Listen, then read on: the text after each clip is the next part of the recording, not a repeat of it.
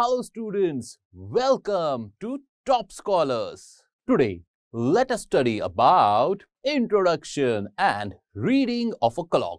This is how the clock looks. We all have a clock on walls at our home.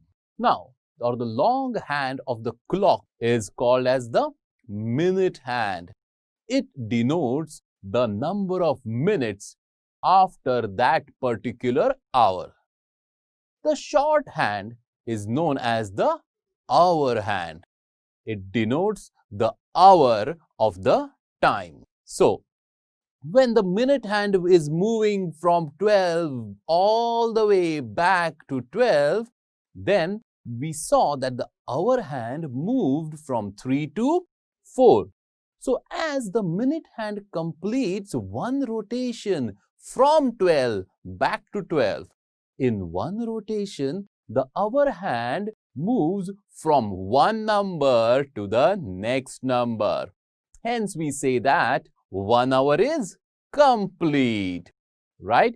So, whenever a particular hour gets completed, the minute hand is always at 12 and the short hand, the hour hand is pointing to that particular number.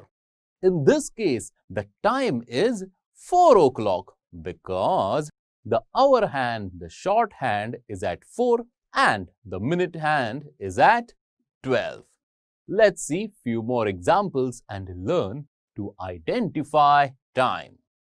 What is the time in the clock, students? Here, the hour hand is at 2. Where is the minute hand? The minute hand is at 12. So, what is the time, students?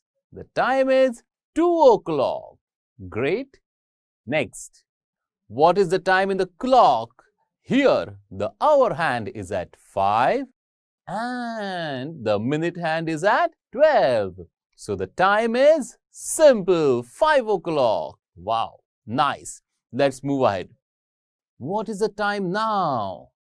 Concentrate on the small or the short or the hour hand.